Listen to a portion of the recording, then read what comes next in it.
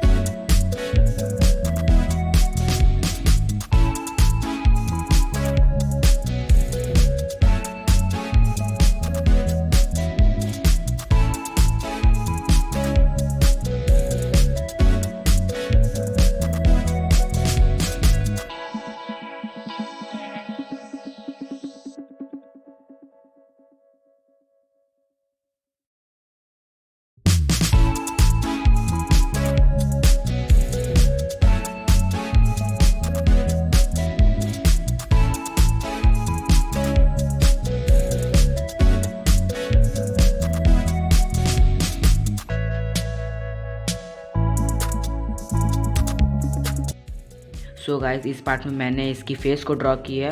अगली पार्ट में मैं हेयर्स को ड्रॉ करूँगा। तो गाइस, वीडियो को करते हैं एंड। अगर वीडियो पसंद आया हो तो वीडियो को लाइक कर दीजिएगा। चैनल पर न्यू है तो सब्सक्राइब कर दीजिएगा। Thank you so much for watching. Bye.